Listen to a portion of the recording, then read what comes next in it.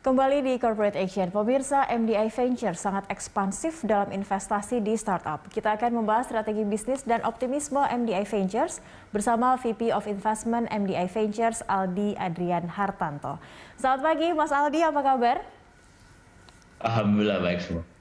Iya, ini kalau sebelum kita berbicara soal begitu ekspansifnya dan seperti apa support dari MDI Ventures terhadap banyak startup untuk menuju unicorn, begitu khususnya startup-startup Indonesia, kita ingin tahu MDI Ventures kalau bisa dikatakan ini bisa sebagai sebuah inkubator bagi para startup untuk melangkah untuk go public untuk secara global, atau ada hal lain sebenarnya yang disasar oleh MDI Ventures terhadap startup-startup yang ada saat ini di Indonesia khususnya?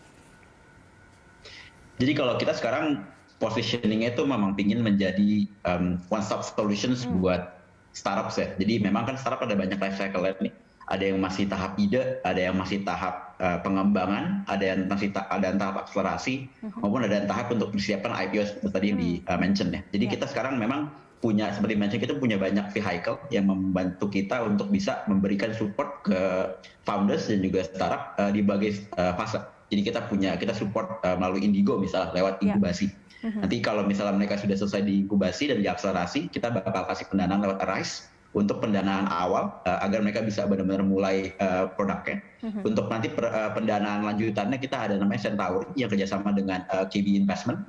Itu kita bakal pendanaan lagi di Centauri. Nanti waktu mereka mau persiapan untuk level yang growth atau mau siapin buat IPO juga, itu nanti bisa lewat MDI Ventures. Dan nanti kalau misalnya mereka mau butuh akuisisi misalnya untuk perusahaan lebih besar, Telkom potensialnya bisa jadi bayar juga, dan juga strategic partner untuk mereka bisa akselerasi lebih cepat untuk persiapan mereka untuk menuju IPO. Jadi memang kita benar-benar mencoba menjadi real definition of long term partner, karena kita benar-benar bisa di semua fase bisa support. Oke, ini mungkin singkat, gampangnya rumah bagi startup untuk bertumbuh dan go global begitu ya. Kalau dari MDI Ventures sendiri, Mas Aldi, ini sudah siapkan berapa investasi untuk startup-startup yang saat ini tengah dijajaki begitu? Ada 3 atau 4 startup kalau tidak salah ya? Jadi kalau kita total dana kelolaan sekarang udah sekitar $830 juta. Itu dalam beberapa vehicle yang kita punya. Dan saat ini kita memang target untuk menghabiskan semuanya nih, itu sampai tahun 2023. Jadi kita harapannya memang tahun ini kita bakal deploy sekitar 150 juta lagi. Untuk tahun ini target sekitar 10 sampai 15 startup. Oke, dan ini dari dana yang akan seluruhnya dideploy akan untuk apa saja dialokasikannya, dan kalau tadi kita juga sempat mention bahwa ini ada penggalangan dana juga, ada kaitannya tidak dengan dana yang didapatkan oleh MDI Ventures dan nantinya akan dialokasikan secara keseluruhan? Jadi kalau alokasi sekarang kita memang cukup fokus ke beberapa sektor ya, terutama untuk di Indonesia sendiri. Jadi kita ada sektor seperti agriculture, logistik, fintech, dan juga healthcare. Ini salah satu sektor yang kita cukup fokus.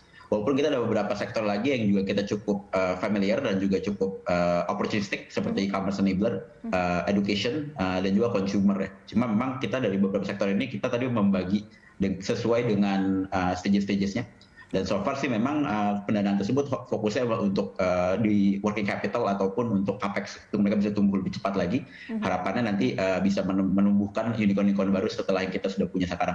Oke, semua sektor nampaknya kan juga ada ya di bawah MDI Ventures ya. Tapi kalau untuk melihat peluang atau opportunity dari startup-startup yang dari Indonesia, kira-kira sektor apa yang paling kuat begitu yang untuk bisa disupport oleh MDI Ventures? Jadi kita lihat memang saat ini tuh Indonesia secara umum ya, tesisnya tuh memang harus related dengan 2 key stakeholders kita percaya. Jadi key stakeholder pertama itu bisa dibilang retail atau retail consumption. Jadi memang orang pada umumnya, karena kan kita memang Indonesia domestic consumption-nya itu salah satu penggerak ekonomi terbesar. Dan kedua itu memang untuk sektor mikro maupun small medium enterprise. Karena memang ekonomi kita juga bisa resilient karena memang didukung oleh di mikro and small UMKM. Jadi kita lihat bagaimana kita bisa mendigitalkan atau mendigitisasi proses-proses ekonomi atau aktivitas ekonomi dari stakeholder-stakeholder tersebut, terutama untuk membantu mereka dalam mengadjust atau beradaptasi dengan kehidupan di post pandemic. Karena kita percaya ke depannya kita mungkin nggak benar 100% normal seperti sebelumnya, ada banyak perubahan dan adjustment, dan kita believe startup atau perusahaan yang bisa mendukung adaptasi atau transisi dari aktivitas tersebut dapat memberikan peluang yang sangat besar untuk menjadi perusahaan yang lebih besar lagi ke depannya sih. Nah, di mana nanti itu dibagi ke berbagai sektor yang seperti dimention, baik itu mungkin di sektor agriculture atau mungkin healthcare, ataupun itu logistik, ataupun itu di fintech. Tapi memang temanya so far kita selalu mendukung dua stakeholder tersebut. Oke, retail dan UMKM itu adalah kunci gitu ya. Mas Aldi, tapi kalau dari startup di bawah MDI Ventures yang selama ini sudah disokong oleh MDI Ventures, kita ingin tahu sudah banyak atau seberapa banyak sih yang sudah meraih untung begitu, yang sudah besar bersama MDI Ventures? Jadi mungkin semuanya seperti kita share juga. Jadi kita sekarang sudah ada dua unicorn. Satu company namanya Nium. Dia one of the largest B2B payment di Asia Tenggara. Dan juga sekarang lagi ekspansi ke negara-negara lain seperti di Amerika dan Eropa. Kita juga sekarang ada juga yang besar namanya FitAxel yang saat ini operate produk yang namanya Kredivo dalam bentuk buy now pay later. Itu juga sekarang kita lagi persiapkan untuk bisa IPO SPAC di Nasdaq. Dan sekarang kita ada beberapa perusahaan lagi, totalnya sekitar 13 perusahaan yang sudah di level bahasanya Mas Centaur, atau perusahaan yang sudah di valuasinya di atas $100 juta. Dan harapannya kita sekarang lagi finalize beberapa deal lagi yang hopefully bisa menambahkan tadi bahasanya unicorn atau soon to be unicorn company kita juga berikutnya. Oke, ini akan hebat sekali, akan keren sekali kalau ada UMKM kita bisa IPO sampai ke Nasdaq juga ya. Begitu. Baik, kita masih ada segmen berikutnya untuk membahas seperti apa prospek dari MDI Ventures. Pemirsa, Dialog Corporate Action akan kembali sesaat lagi.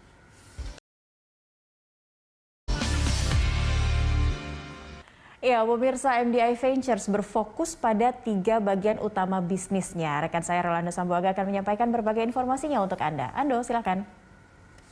Ya, Cakri dan pemirsa, fokus investasi MDI Ventures dirancang untuk mendukung ekosistem digital Telkom. Nah, kita simak satu per satu. Ini dia pemirsa, beberapa fokus investasi dari MDI Ventures. Yang pertama adalah digital ads, lalu payment solutions, cloud computing, lalu ada big data, media services, digital life, mobile apps, dan e-commerce, dan tentunya forms of futures communications and Internet of Things. Ya, kembali ke Anda, Cakri. Itu tadi ada beberapa bagian-bagian yang dimiliki oleh MDI Ventures sebagai ekosistem digital untuk mendukung Telkom ya. Baik, kembali ke narasumber saya, ke Mas Aldi. Mas Aldi, ini kalau kita lihat Telkom nampaknya sebagai induk usaha sangat menyokong 100% begitu terhadap MDI Ventures. Sebenarnya ada apa dengan MDI Ventures sehingga Telkom ini begitu yakin atas supportnya, akan supportnya begitu? Ini memang menjadi bagian dari strategi utama manajemen Telkom, terutama dari amanah dari Pak Ririk. Karena memang kita sekarang kan lagi transformasi ini dari tadinya perusahaan telekomunikasi, sekarang menjadi perusahaan digital telco. Nah, perusahaan digital telco ini memang dibagi dengan beberapa segmen ya. Jadi memang ada pilar-pilar tertentu yang kita mau dukung. Awalnya pasti kita fokusnya kan di connectivity ya. Tapi sekarang kita mau fokus juga ke namanya digital platform sama digital services. Nah, digital platform dan juga digital services ini kita percaya untuk bisa in time ya. Bahasanya kan timing itu is everything. Jadi waktu itu benar-benar menentukan ya. Kita believe kalau kita doing organically, di mana kita memang melakukan semuanya sendiri, mungkin waktunya nggak cukup karena kasih butuh waktu, butuh resource dan lain-lainnya. Jadi kita lihat memang makanya MDI tren pasar juga mungkin betul. Seperti itu ya. Betul, jadi trennya misalnya udah datang, kita baru siap-siap, nanti takutnya malah udah lewat. Jadi makanya kita believe harus dibarengi dengan inorganic juga. Dan dimana memang vehicle yang saat ini kita lihat cukup berhasil dari sisi track record ke belakang memang lewat MDI Ventures. Jadi memang harapannya nanti kita bisa membalance dari sisi pilar-pilar yang baru nih, terutama digital platform dan juga digital services melalui investasi dari MDI Ventures. Dan memang nanti ke depannya kita dengan adanya digital platform dan digital services ini bisa membantu mendigitalisasi atau merevitalisasi dari existing core business kita yang mungkin saat ini perlu pembaharuan. Jadi memang kita lihat ini jadi sangat sejalan dengan transformasi Telkom sendiri untuk menjadi perusahaan digital telco ke depannya. Oke, jadi ini ekosistem digitalnya sudah mulai terbentuk, bahkan mungkin sudah berjalan sangat sinerginya sudah baik begitu ya. Kalau tadi Betul. kita lihat ada fokus-fokus investasi, ada beberapa fokus-fokus investasi yang tadi kita tayangkan di grafik sebelumnya. Kalau tadi Anda katakan sektornya yang mungkin sekarang ingin difokuskan ada retail dan UMKM, tapi kalau untuk fokus-fokus investasi dari banyak tadi, mana yang ingin dikembangkan lebih cepat saat ini, menyesuaikan timing tadi kalau Mas Aldi katakan? Betul. Jadi kita sekarang lihat memang ada tadi pas sektor tersebut kita lihat semuanya potensinya besar karena kan memang kita investor yang jangka panjang ya. Tapi memang kalau ngomongin dalam jangka pendek maupun menengah, kita sekarang lagi mencoba mengenjot investasi di sektor healthcare karena kita believe memang di pandemi ini menjadi sebuah bahasa itu wake up call ya. Jadi kita nyadar ternyata infrastruktur dan juga jasa healthcare kita di Indonesia sendiri itu masih sangat minim. Kita mungkin butuh banget banyak uplift dari sisi kualitas dan juga produktivitas, tapi juga banyak masalah kan. Kayak by example, kita tenaga kesehatan juga sangat minim, sedangkan infrastruktur juga sangat minim juga karena kita negara besar, archipelago. Jadi kita lihat juga memang digitalisasi di sektor tersebut sangat krusial. Jadi kita bisa membantu dan meringankan beban-beban dari tenaga kesehatan kita. Misalnya kita sekarang udah punya beberapa perusahaan di telemedicine seperti misalnya Halo Dokter dan juga Periksa, di mana memang solusinya mereka itu mencoba membantu tenaga kesehatan kita untuk bisa lebih produktif. Jadi daripada mereka melakukan semuanya tatap muka, mereka bisa kerjasama dengan Halo Dokter untuk bisa melakukan telemedicine. Akhirnya mereka bisa men-serve atau juga membantu pasien lebih banyak dengan resources yang sama. Jadi kita harapkan memang tesisnya memang lebih tinggi banyak di healthcare untuk mendorong dan membantu tenaga kesehatan kita agar bisa memberikan jangkauan yang lebih luas dari sebelumnya. Oke, ini sekali lagi berarti berdasarkan timing yang pas begitu ya untuk mendukung saat ini fokusnya healthcare seperti itu. Nah, kalau kita berbicara tadi Mas Ali sempat katakan Indonesia sangat luas archipelago dan digital ini salah satu hal yang paling krusial untuk menyentuh secara keseluruhan masyarakat Indonesia. Nah, MDI Venture sendiri di Indonesia sudah seberapa besar sebarannya ke daerah-daerah begitu, acknowledge-nya begitu dari masyarakat terhadap MDI Ventures? Saat ini sih kalau melalui perusahaan kita banyak yang sudah levelnya nasional ya. Jadi memang mereka sudah mulai meningkatkan coverage di daerah-daerah lainnya. Dan juga kita sekarang juga mulai mendukung beberapa startup yang mungkin pada umumnya banyak kan modal venture masih cukup fokus di kota besar ya, terutama seperti Jakarta. Tapi kita juga sekarang mulai melirik beberapa startup di daerah lain. Misalnya contoh, mungkin seperti mention juga, kita sekarang lagi persiapkan satu IPO perusahaan kita dari Yogyakarta. Namanya Run System. Jadi memang dia perusahaan software company yang memfokus untuk mendukung proses back office dari perusahaan-perusahaan baik menengah maupun besar. Itu sekarang kita lagi persiapkan IPO dan sekarang lagi tahap book building. Jadi kalau teman-teman ada yang tertarik bisa coba beli aja di IPO namanya RATS tickernya. Itu dari Yogyakarta asli dan kita memang mendukung benar-benar dari awal sampai sekarang. Jadi kita harapan sih bisa memperbanyak perusahaan-perusahaan seperti ini yang kita bisa dukung nggak hanya di satu kota saja tapi di kota-kota lain di Indonesia juga. Oke, ini kayak yang kita tahu ya, UMKM di Jogja banyak, sebagai di tengah juga posisinya mungkin bisa mengcapture lebih banyak lagi UMKM, lebih dekat lagi begitu untuk menjadi unicorn. Baik, kita masih ada satu segmen lagi Mas Aldi untuk membahas topik kita saat ini. Pemirsa, Corporate Action akan segera kembali usai News Update.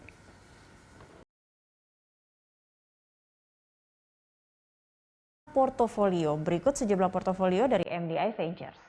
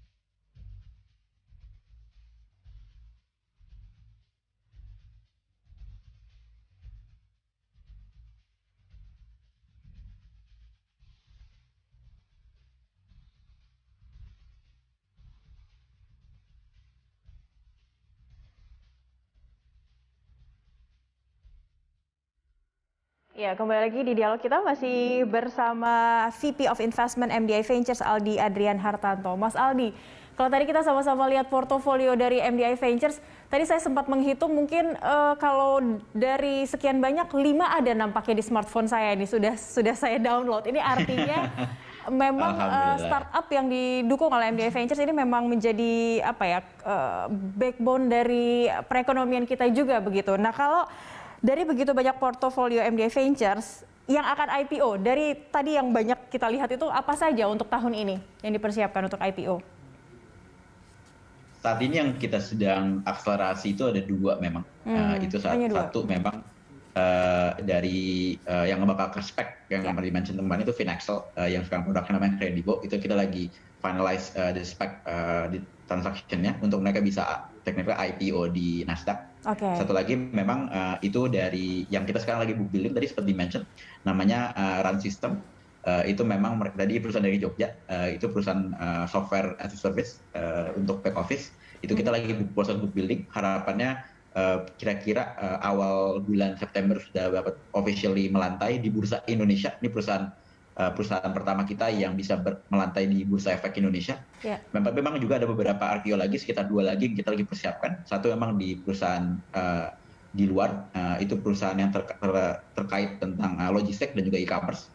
Itu kita lagi persiapkan untuk IPO di luar. Satu lagi juga kita ada perusahaan related dengan consumer product yang kita juga lagi persiapkan untuk IPO di Indonesia juga. Jadi kira-kira memang yang sekarang lagi on track itu ada 4, tapi 2 memang yang sudah finalize saat ini.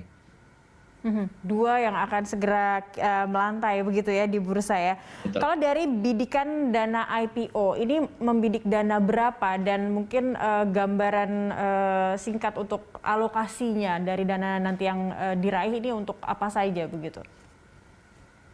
Total untuk keseluruhan kita memang targetnya sekitar dari semua perusahaan yang lagi IPO saat ini ya, itu memang kita targetkan itu sekitar 300 sampai 400 juta dolar dari semua startup tersebut, di mana memang saat ini yang mainly memang pastinya untuk bisa ekspansi ya. Jadi kalau perusahaan teknologi kan agak unik, di mana mereka memang ekspansinya tuh bukan beli aset, tapi memang lebih kepada untuk mereka bisa hire orang lebih banyak, expand ke beberapa negara-negara lain, resource-nya diperbanyak lagi, dan pastinya untuk product development juga. Nah itu memang jadi fokus-fokus tersebut, dan beberapa startup tersebut memang fokusnya saat ini untuk ekspansi ke negara maupun market-market baru. Jadi misalnya contoh Finaxel, sekarang kita lagi persiapkan untuk bisa gak hanya di Indonesia, kita lagi mau coba expand ke beberapa negara lain, seperti Filipina juga Vietnam, itu seperti mention juga kemarin. Dari sisi Run System juga sendiri sekarang memang lagi siapin untuk beberapa produk-produk baru untuk mereka bisa meningkatkan lini bisnisnya mereka juga sendiri. Jadi memang fokusnya untuk bisa either market expansion atau memang untuk produk development baru untuk mereka bisa memperluas pasarnya mereka. Baik, ini prospeknya besar karena yang IPO saja dipersiapkan baru 2, sementara tadi portofolionya banyak sekali begitu ya. Kita akan menantikan juga di bursa. Tapi kalau dari MDI Ventures sendiri ini sebagai perusahaan yang sangat mendukung startup, harapan Anda terhadap pemerintah ini apa? Apa yang masih dirasakan kurang begitu? Kita melihat memang mungkin sekarang lebih banyak kan di sisi pemerintah kita harapannya memberikan lebih banyak kejelasan ya atau certainty ya, karena kita believe pastinya kan kalau kebijakan ada pro dan kontra ya. Tapi kita percaya yang paling penting itu stabilitas, di mana memang itu peran besarnya pemerintah, di mana harapannya memang kemarin kita sangat apresiasi dengan adanya misalnya Omnibus Law dari pemerintah yang sedang digalakan. Kita harapannya mungkin tinggal bagaimana implementasinya nanti agar bisa lebih konsisten, terutama di level praktek, agar nanti perusahaan-perusahaan kita juga yang sedang kita dukung, mereka tidak tersendat dengan kebijakan-kebijakan yang juga kadang berubah-ubah begitu ya. Kadang berubah-berubah kan, dan mungkin implementasi dan juga dari aturannya kadang suka berbeda. Tapi kita juga mengerti pastinya kan itu ada volatilitas juga dari sisi tiap pemangku jabatan, tapi kita mungkin harapan yang lebih kita pingin, harapan besar kita lebih kepada stabilitas untuk dari sisi kebijakan yang sudah ditetapkan agar perusahaan dan juga pengusaha juga bisa lebih stabil dari sisi dan lebih terukur, terutama dengan keadaan sekarang dengan adanya pandemi yang juga pastinya ekonomi sedang tidak certain. Jadi kita harapannya atas dari segi regulatif bisa lebih certain dan juga lebih stabil. Jadi kita bisa lebih tumbuh dengan lebih sehat juga. Baik, regulasi yang memberi kepastian supaya startup-startup kita bisa melaju lebih kencang bersama MDI Ventures. Terima kasih banyak Mas Aldi, sukses selalu dan sehat selalu tentunya. Sama-sama, sehat semua juga.